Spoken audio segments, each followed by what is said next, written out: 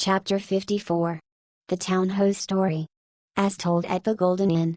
The Cape of Good Hope, and all the watery region round about there, is much like some noted four corners of a great highway, where you meet more travelers than in any other part. It was not very long after speaking the Goni that another homeward bound whaleman, the Town Ho, was encountered. She was manned almost wholly by Polynesians. In the short gam that ensued she gave us strong news of Moby Dick. To some the general interest in the white whale was now wildly heightened by a circumstance of the Town Ho's story which seemed obscurely to involve with the whale a certain wondrous inverted visitation of one of those so-called judgments of God which at times are said to overtake some men. This latter circumstance, with its own particular accompaniments, forming what may be called the secret part of the tragedy about to be narrated, never reached the ears of Captain Ahab or his mates. For that secret part of the story was unknown to the captain of the Town Ho himself. It was the private property of 3 Confederate white seamen of that ship, one of whom it seems communicated it to Tashko with Romish injunctions of secrecy, but the following night Tashko rambled in his sleep and revealed so much of it in that way that when he was wakened he could not well withhold the rest. Nevertheless, so potent an influence did this thing have on those seamen in the Pequod who came to the full knowledge of it, and by such a strange delicacy, to call it so, were they governed in this matter that they kept the secret among themselves, so that it never transpired abaft the Pequod's mainmast. Interweaving in its proper place this darker thread with the story as publicly narrated on the ship, the whole of this strange affair I now proceed to put on lasting record. The ancient whale cry upon first sighting a whale from the masthead, still used by whalemen in hunting the famous Galapagos terrapin. For my humor's sake, I shall preserve the style in which I once narrated it at Lima, to a lounging circle of my Spanish friends, one Saint Eve, smoking upon the thick gilt-tiled piazza of the Golden Inn. Of those fine cavaliers, the young Dons, Pedro and Sebastian, were on the closer terms with me, and hence the interluding questions they occasionally put, and which are duly answered at the time. Some 2 years prior to my first learning the events which I am about rehearsing to you, gentlemen, the Town Ho, sperm whaler of Nantucket, was cruising in your Pacific here, not very many days' sail eastward from the eaves of this good Golden Inn.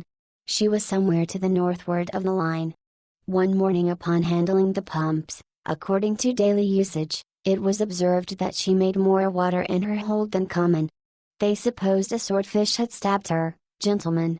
But the captain, having some unusual reason for believing that rare good luck awaited him in those latitudes, and therefore being very averse to quit them, and the leak not being then considered at all dangerous, though indeed they could not find it after searching the hold as low down as was possible in rather heavy weather, the ship still continued her cruisings, the mariners working at the pumps at wide and easy intervals. But no good luck came. More days went by, and not only was the leak yet undiscovered, but it sensibly increased, so much so, that now, taking some alarm, the captain, making all sail, stood away for the nearest harbor among the islands, there to have his hull hove out and repaired.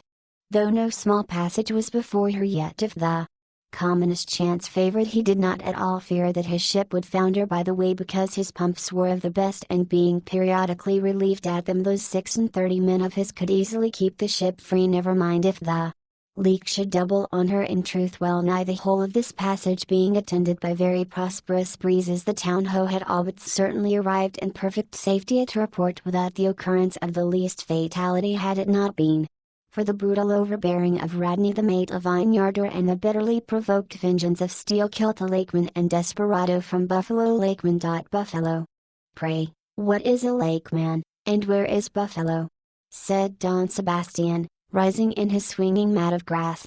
On the eastern shore of our Lake Erie, Don, but I crave your courtesy may be, you shall soon hear further of all that. Now, gentlemen, in square sail brigs and 3-masted ships, well nigh as large and stout as any that ever sailed out of your old cal out to far Manila, this lakeman in the landlocked heart of our America had yet been nurtured by all those agrarian freebooting impressions popularly connected with the open ocean, for in their interflowing aggregate those grand freshwater seas of ours, Erie and Ontario and Huron and Superior and Michigan, possess an ocean-like expansiveness, with many of the ocean's noblest traits, with many of its termed varieties of races and of climes they contain round archipelagos of romantic isles, even as the Polynesian waters do in large part are shored by two great contrasting nations as the Atlantic is. They furnish long maritime approaches to our numerous territorial colonies from the east dotted all round their banks here and there are frowned upon by batteries and by the gun-like craggy guns of lofty Mackinaw. They have heard the fleet thunderings of naval victories at intervals they yield their beaches to wild barbarians whose red-painted faces flash from out their peltry wigwams for leagues and leagues are flanked by ancient and unentered forests where the gaunt pines stand like serried lines of kings and Gothic genealogies. Those same woods harboring wild Afric beasts of prey and silken creatures whose exported furs give robes to Tartar emperors. They mirror the paved capitals of Buffalo and Cleveland as well as Winnebago villages. They float alike the full-rigged merchant ship, the armed cruiser of the state, the steamer and the beach canoe. They are swept by borean and dismasting blasts as direful as any that lash the salted wave. They know what shipwrecks are for out of sight of land, however inland they have drowned full many a midnight ship with all its shrieking crew. Thus, gentlemen, though an inlander, Steelkilt was wild ocean born, and wild ocean nurtured, as much of an audacious mariner as any. And for Rodney, though in his infancy he may have laid him down on the lone Nantucket beach to nurse at his maternal sea, though in after life he had long followed our austere Atlantic and your contemplative Pacific, yet was he quite as vengeful and full of social quarrel as the backwoods seaman fresh from the latitudes of buckhorn-handled bowie knives. Yet was this Nantucketer a man with some good-hearted traits, and this Lakeman a mariner who, though a sort of devil indeed, might yet by inflexible firmness only tempered by that common decency of human recognition which is the meanest slave. As right thus treated, this Steelkilt had long been retained harmless and docile. At all events, he had proved so thus far, but Rodney was doomed and made mad, and Steelkilt, but, gentlemen, you shall hear. It was not more than a day or two at the furthest after pointing her prow for her island haven, that the town hose leak seemed again increasing, but only so as to require an hour or more at the pumps every day. You must know that in a settled and civilized ocean like our Atlantic, for example, some skippers think little of pumping their whole way across it, though of a still sleepy night should the officer of the deck happen to forget his duty in that respect, the probability would be that he and his shipmates would never again remember it, on account of all hands gently subsiding to the bottom, nor in the solitary and savage seas far from you to the westward. Gentlemen, is it altogether unusual for ships to keep clanging at their pump handles in full course, even for a voyage of considerable length, that is, if it lie along a tolerably accessible coast, or if any other reasonable retreat is afforded them? It is only when a leaky vessel is in some very out of the way part of those waters, some really landless latitude, that her captain begins to feel a little anxious. Much this way had it been with the Town Ho, so when her leak was found gaining once more, there was in truth some small concern manifested by several of her company, especially by Rodney the mate. He commanded the upper sails to be well hoisted, sheeted home anew, and every way expended to the breeze. Now this Rodney, I suppose, was as little of a coward, and as little inclined to any sort of nervous apprehensiveness touching his own person as any fearless, unthinking creature on land or on sea that you can conveniently imagine, gentlemen. Therefore, when he betrayed this solicitude about the safety of the ship, some of the seamen declared that it was only on account of his being a part owner in her.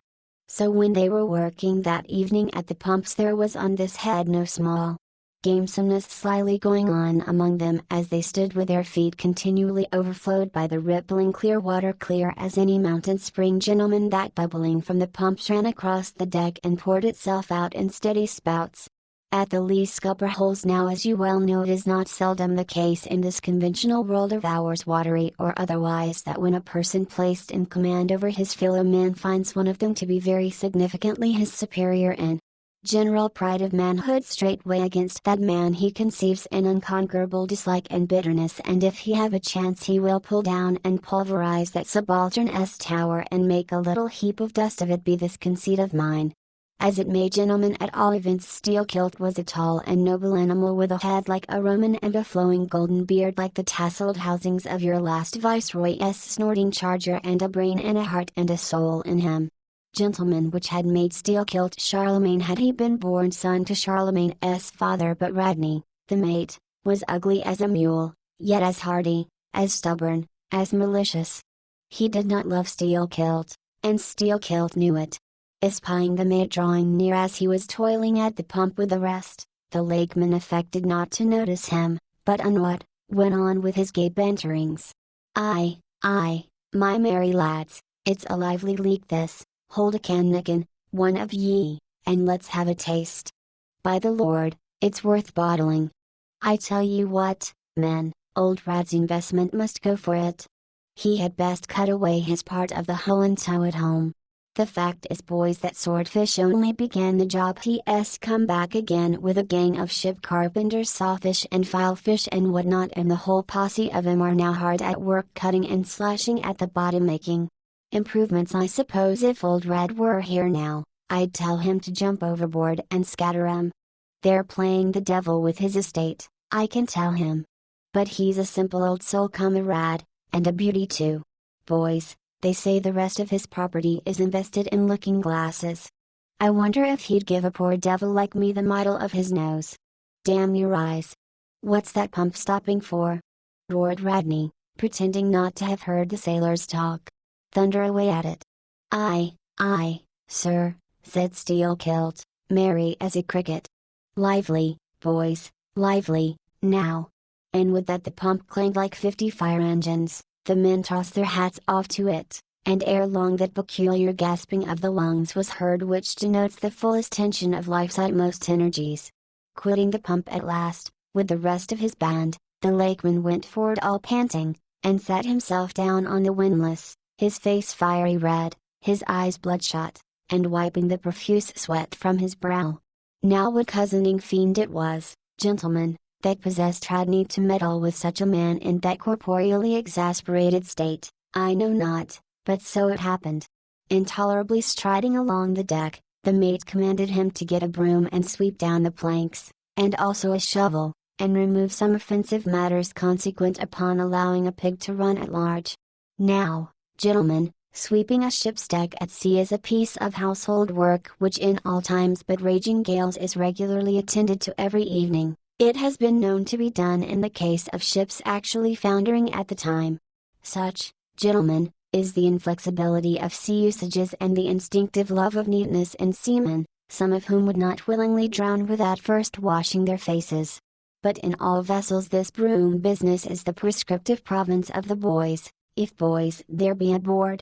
Besides, it was the stronger men in the town-ho that had been divided into gangs, taking turns at the pumps and being the most athletic seamen of them all. Steelkilt had been regularly assigned captain of one of the gangs, consequently he should have been freed from any trivial business not connected with truly nautical duties, such being the case with his comrades. I mention all these particulars so that you may understand exactly how this affair stood between the two men. But there was more than this. The order about the shovel was almost as plainly meant to sting and insult Steelkilt, as though Radney had spat in his face. Any man who has gone sailor in a whale ship will understand this, and all this and doubtless much more, the lakeman fully comprehended when the mate uttered his command.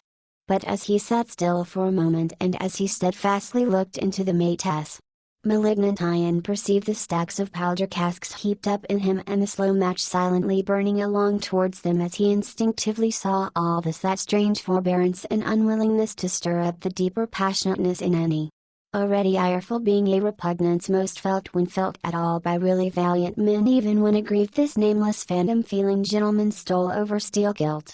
Therefore, in his ordinary tone, only a little broken by the bodily exhaustion he was temporarily in, he answered him, saying that sweeping the deck was not his business, and he would not do it. And then, without at all alluding to the shovel, he pointed to 3 lads as the customary sweepers, who, not being billeted at the pumps, had done little or nothing all day. To this, Radney replied with an oath, in a most domineering and outrageous manner, unconditionally reiterating his command, meanwhile advancing upon the still-seated lakeman, with an uplifted Cooper's club hammer which he had snatched from a cask nearby. Heated and irritated as he was by his spasmodic toil at the pumps, for all his first nameless feeling of forbearance, the sweating Steelkilt could but ill brook this bearing in the mate, but somehow still smothering the conflagration within him. Without speaking, he remained doggedly rooted to his seat till at last the incensed Tridney shook the hammer within a few inches of his face, furiously commanding him to do his bidding. Steelkilt rose, and slowly retreating round the windlass, steadily followed by the mate with his menacing hammer, deliberately repeated his intention not to obey. Seeing, however, that his forbearance had not the slightest effect, by an awful and unspeakable intimation with his twisted hand he warned off the foolish and infatuated man, but it was to no purpose. And in this way the two went once slowly round the windlass, when, resolved at last no longer to retreat, bethinking him that he had now forborne as much as comported with his humour, the lakeman paused on the hatches and thus spoke to the officer: "Mr. Radney, I will not obey you. Take that hammer away, or look to yourself." But the predestinated mate, coming still closer to him, where the lakeman stood fixed, now shook the heavy hammer within an inch of his teeth, meanwhile repeating a string of insufferable maledictions.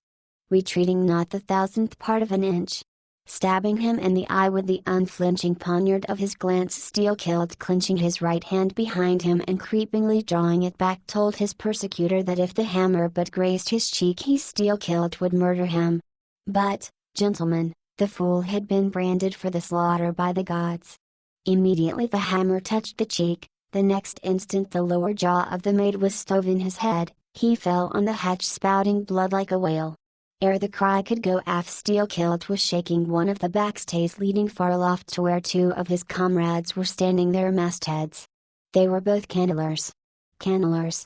cried Don Pedro. "We have seen many whale ships in our harbors, but never heard of your cannelers." "Pardon, who and what are they?" "Cannelers, Don, are the boatmen belonging to our Grand Airy Canal. You must have heard of it." "Nay, Signor, hereabouts in this dull, warm, most lazy, and hereditary land, we know but little of your vigorous north." "Aye. Well then, Don, refill my cup. Your chich is very fine, and ere proceeding further I will tell you what our cannelers are, for such information may throw sidelight upon my story. For 360 miles, gentlemen, through the entire breadth of the state of New York, through numerous populous cities and most thriving villages, through long dismal uninhabited swamps and affluent cultivated fields unrivaled for fertility by billiard room and bar room, through the holy of holies of great forest on Roman arches, over Indian rivers, through sun and shade by happy hearts, or broken through all the wide contrasting scenery of those noble Mohawk counties, and especially by rows of snow-white chapels whose spires stand almost like milestones, flows one continual stream of Venetianly corrupt and often lawless life. There's your true Ashanti, gentlemen, there howl your pagans, where you ever find them, next door to you, under the long-flung shadow, and the snug patronizing lee of churches. For by some curious fatality, as it is often noted of your metropolitan freebooters that they ever encamp around the halls of justice, so sinners, gentlemen, most abound in holiest vicinities. "Is that a friar passing?" said Don Pedro, looking downwards into the crowded plaza, with humorous concern. "Well, for our northern friend, Dame Isabella's Inquisition wanes in Lima," laughed Don Sebastian. "Proceed, Signor." "A moment. Pardon," cried another of the company. "In the name of all us Limas, I but desire to express to you, Sir Sailor, that we have by no means overlooked your delicacy in not substituting present Lima for distant Venice in your corrupt comparison. Oh! Do not bow and look surprised, you know the proverb all along this coast corrupt as Lima. It but bears out your saying, too, churches more plentiful than billiard tables, and forever open and corrupt as Lima. So, too, Venice, I have been there, the holy city of the blessed evangelist, Saint Mark. Saint Dominic, purge it. Your cup. Thanks, here I refill. Now, you pour out again." Freely depicted in his own vocation, gentlemen, the canneler would make a fine dramatic hero, so abundantly and picturesquely wicked is he. Like Mark Antony, for days and days along his green-turfed, flowery Nile, he indolently floats, openly toying with his red-cheeked Cleopatra, ripening his apricot thigh upon the sunny deck. But ashore, all this effeminacy is dashed. The brigandish guise which the canneler so proudly sports, His slouched and gaily ribboned hat betokened his grand features. A terror to the smiling innocence of the villages through which he floats, his swart visage and bold swagger are not unshunned in cities. Once a vagabond on his own canal, I have received good turns from one of these cannelers. I thank him heartily. Would fain be not ungrateful, but it is often one of the prime redeeming qualities of your man of violence that at times he has as stiff an arm to back a poor stranger in a strait as to plunder a wealthy one in some gentleman. What the wildness of this canal life is emphatically evinced by this, that our wild whale fishery contains so many of its most finished graduates, and that scarce any race of mankind except Sydney men are so much distrusted by our whaling captains, nor does it at all diminish the curiousness of this matter that to many thousands of our rural boys and young men born along its line the probationary life of the Grand Canal furnishes the sole transition between quietly reaping in a Christian cornfield and recklessly plowing the waters of the most barbaric seas. I see, impetuously exclaimed Don Pedro, spilling his chicha upon his silvery ruffles. No need to travel. The world's one Lima. I had thought, now, that at your temperate north the generations were cold and holy as the hills. But the story I left off, gentlemen, where the lakeman shook the backstay. Hardly had he done so, when he was surrounded by the 3 junior mates and the 4 harpooneers, who all crowded him to the deck. But sliding down the ropes like baleful comets, the 2 cannelers rushed into the uproar, and sought to drag their man out of it towards the forecastle. Others of the sailors joined with them in this attempt, and a twisted turmoil ensued while standing out of harm's way. The valiant captain danced up and down with a whale pike, calling upon his officers to manhandle that atrocious scoundrel and smoke him along to the quarter-deck. At intervals, he ran close up to the revolving border of the confusion, and prying into the heart of it with his pike, sought to prick out the object of his resentment. But Steelkilt and his desperadoes were too much for them all. They succeeded in gaining the forecastle deck, where hastily slewing about 3 or 4 large casks in a line with the windlass, these sea Parisians entrenched themselves behind the barricade. Come out of that, ye pirates! Roared the captain, now menacing them with a pistol in each hand, just brought to him by the steward. Come out of that, ye cutthroats! Steelkilt leapt on the barricade, and striding up and down there, defied the worst the pistols could do, but gave the captain to understand distinctly that his Steelkilt's death would be the signal for a murderous mutiny on the part of all hands.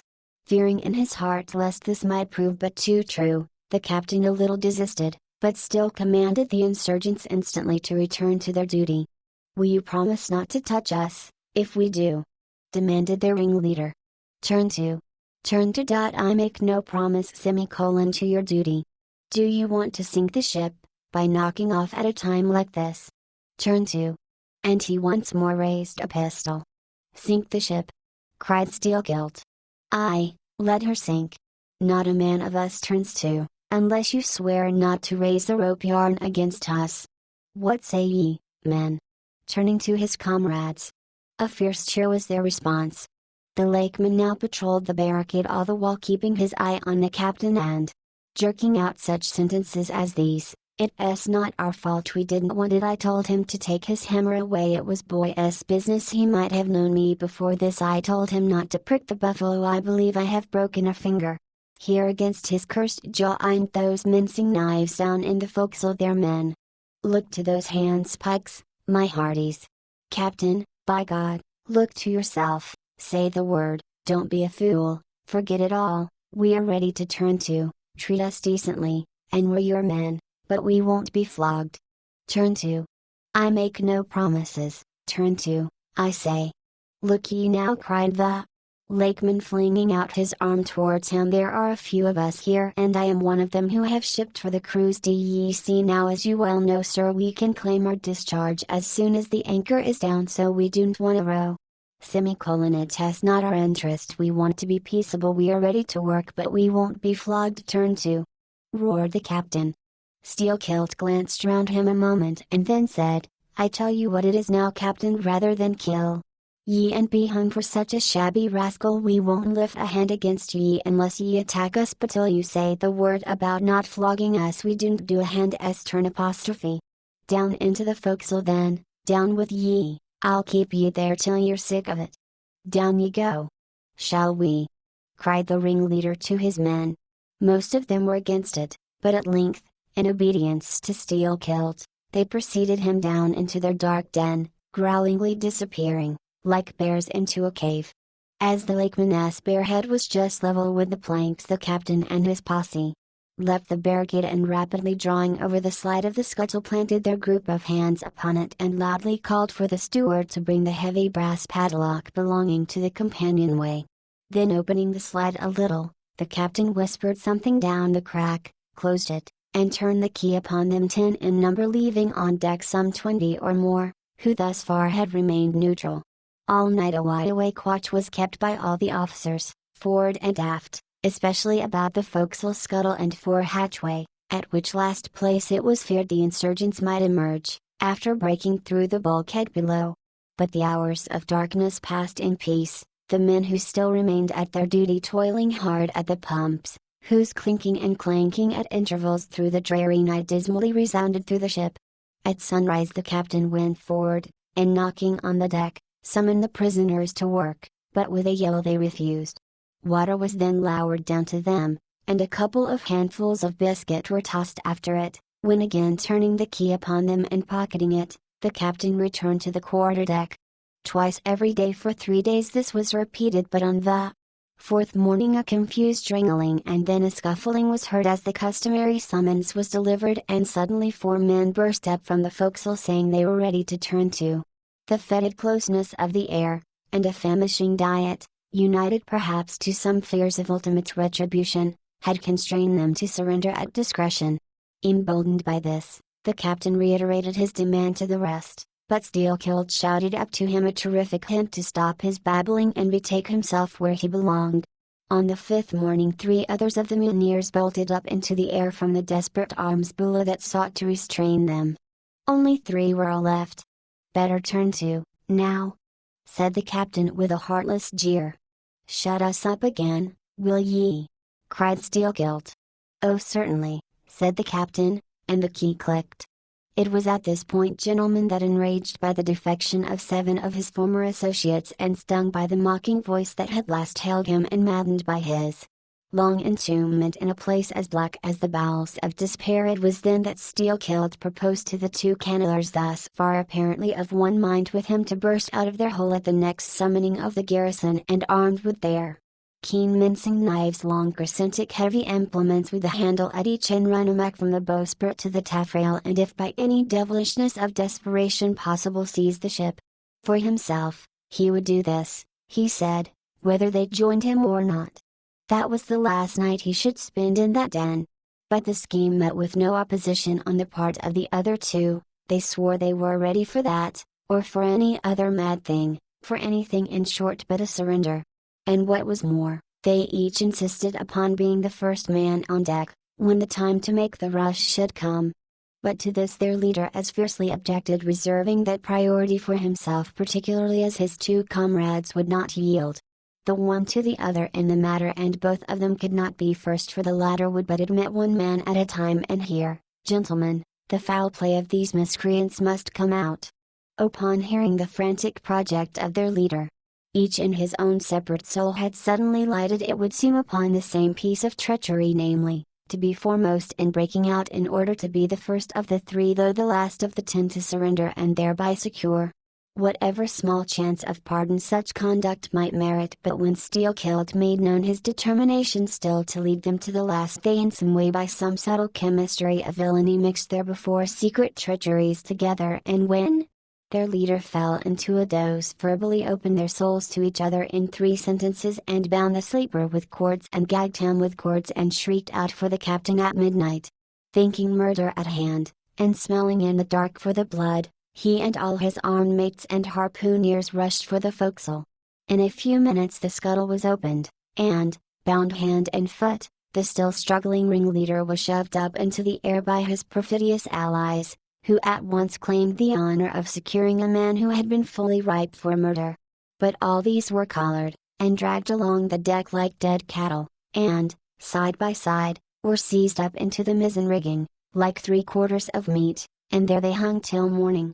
"Damn ye," cried the captain, pacing to and fro before them. "The vultures would not touch ye, ye villains." At sunrise he summoned all hands, and separating those who had rebelled from those who had taken no part in the mutiny, he told the former that he had a good mind to flog them all round, thought upon the whole he would do so. He ought to justice demanded it, but for the present, considering their timely surrender, he would let them go with a reprimand, which he accordingly administered in the vernacular. "But as for you, ye carrion rogues," turning to the three men in the rigging, "for you I mean to mince ye up for the trypots," and seizing a rope he applied it with all his might to the backs of the two traitors till they yelled no more, but lifelessly hung their heads sideways as the two crucified thieves are drawn. "My wrist is sprained with ye," he cried, at last, "but there is still rope enough left for you, my fine bantam, that wouldn't give up." Take that gag from his mouth, and let us hear what he can say for himself. For a moment the exhausted mutineer made a tremulous motion of his cramped jaws, and then, painfully twisting round his head, said in a sort of hiss, "What I say is this, and mind it well: if you flog me, I murder you. Say ye so? Then see how ye frighten me." And the captain drew off with the rope to strike. "Best not," hissed the lakeman. "But I must, and the rope was once more drawn back for the stroke. Steelkilt here hissed out something inaudible to all but the captain. Who, to the amazement of all hands, started back, paced the deck rapidly 2 or 3 times, and then suddenly throwing down his rope said, "I won't do, and let him go. Cut him down, do ye hear?" Apostrophe. But as the junior mates were hurrying to execute the order, a pale man, with a bandaged head, arrested them. Radney, the chief mate. Ever since the blow, he had lain in his berth, but that morning, hearing the tumult on the deck, he had crept out, and thus far had watched the whole scene. Such was the state of his mouth, that he could hardly speak, but mumbling something about his being willing and able to do what the captain dared not attempt, he snatched the rope and advanced to his pinioned foe. "You are a coward!" hissed the lakeman. "So I am, but take that." The mate was in the very act of striking, when another hiss stayed his uplifted arm. He paused, and then, pausing no more, made good his word, spite of Steelkilt's threat, whatever that might have been. The 3 men were then cut down, all hands were turned to, and, sullenly worked by the moody seamen, the iron pumps clanged as before. Just after dark that day, when one watch had retired below, a clamor was heard in the forecastle, and the 2 trembling traitors, running up, besieged the cabin door, saying they durst not consort with the crew. Entreaties, cuffs, and kicks could not drive them back, so at their own instance they were put down in the ship's run for salvation. Still, no sign of mutiny reappeared among the rest. On the contrary, it seemed that, mainly at Steelkilt's instigation, they had resolved to maintain the strictest peacefulness, obey all orders to the last, and, when the ship reached port, desert her in a body. But in order to ensure the speediest end to the voyage, they all agreed to another thing, namely, not to sing out for whales, in case any should be discovered. For spite of her leak and spite of all her other perils, the town ho still maintained her mastheads, and her captain was just as willing to lower for a fish that moment as on the day his craft first struck the cruising ground, and Radney the mate was quite as ready to change his berth for a boat, and with his bandaged mouth seek to gag in death the vital jaw of the whale. But though the lakeman had induced the seamen to adopt this sort of passiveness in their conduct, he kept his own counsel, at least till all was over, concerning his own proper and private revenge upon the man who had stung him in the ventricles of his heart. He was in Radney the chief mate's watch, and as if the infatuated man sought to run more than halfway to meet his doom, after the scene at the rigging, he insisted, against the express counsel of the captain, upon resuming the head of his watch at night. Upon this, and 1 or 2 other circumstances, Steelkilt systematically built the plan of his revenge. During the night, Radney had an unseamanlike way of sitting on the bulwarks of the quarter-deck, and leaning his arm upon the gunwale of the boat which was hoisted up there, a little above the ship's side. In this attitude, it was well known, he sometimes dozed. There was a considerable vacancy between the boat and the ship, and down between this was the sea. Steelkilt calculated his time, and found that his next trick at the helm would come round at 2 o'clock, in the morning of the 3rd day from that in which he had been betrayed. At his leisure, He employed the interval in braiding something very carefully in his watches below. "What are you making there?" said a shipmate. "What do you think? What does it look like?" "Like a lanyard for your bag, but it's an odd one, seems to me." "Yes, rather oddish," said the lakeman, holding it at arm's length before him, "but I think it will answer." "Shipmate, I haven't enough twine, have you any?" But there was none in the forecastle. "Then I must get some from old Rad," and he rose to go aft. "You don't mean to go a-begging to him?" said a sailor. "Why not? Do you think he won't do me a turn, when it's to help himself in the end, shipmate?" And going to the mate, he looked at him quietly, and asked him for some twine to mend his hammock. It was given him. Neither twine nor lanyard were seen again, but the next night an iron ball, closely netted, partly rolled from the pocket of the lakeman's monkey jacket, as he was tucking the coat into his hammock for a pillow. 24 hours after. His trick at the silent helm nigh to the man who was apt to doze over the grave always ready dug to the seaman's hand. That fatal hour was then to come, and in the foreordaining soul of steel killed the mate was already stark and stretched as a corpse, with his forehead crushed in. But, gentlemen, a fool saved the would-be murderer from the bloody deed he had planned. Yet complete revenge he had, and without being the avenger. For by a mysterious fatality, heaven itself seemed to step in to take out of his hands into its own the damning thing he would have done. It was just between daybreak and sunrise of the morning of the second day, when they were washing down the decks, that a stupid Tenerife man, drawing water in the main chains, all at once shouted out, "There she rolls! There she rolls! Jesu, what a whale!" It was Moby Dick. "Moby Dick!" cried Don Sebastian, Saint Dominic. "Sir Sailor, but do whales have christenings? Whom call you Moby Dick?" "A very white, and famous, and most deadly immortal monster, Don but that would be too long a story." "How? How?" cried all the young Spaniards, crowding. "Nay, Dons, nay, nay. I cannot rehearse that now. Let me get more into the air, sirs. The chicha! The chicha!" cried Don Pedro. Our vigorous friend looks faint. Fill up his empty glass. "No need, gentlemen, one moment and I proceed. Now, gentlemen," so suddenly perceiving the snowy whale within 50 yards of the ship, forgetful of the compact among the crew in the excitement of the moment, the Tenerife man had instinctively and involuntarily lifted his voice for the monster, though for some little time past it had been plainly beheld from the 3 sullen mastheads. All was now a frenzy. "The white whale, the white whale!" was the cry from captain, mates and harpooneers, who, undeterred by fearful rumors, were all anxious to capture so famous and precious a fish, while the dogged crew at askance and with curses the appalling beauty of the vast milky mass that, lit up by a horizontal spangling sun, shifted and glistened like a living opal in the blue morning sea. Gentlemen, a strange fatality pervades the whole career of these events, as if verily mapped out before the world itself was charted. The mutineer was the bowsman of the mate, and when fast to a fish, it was his duty to sit next him, while Rodney stood up with his lance in the brow, and haul in or slacken the line, at the word of command. Moreover, when the 4 boats were lowered, the mates got the start, and none howled more fiercely with delight than did Steelkilt, as he strained at his oar.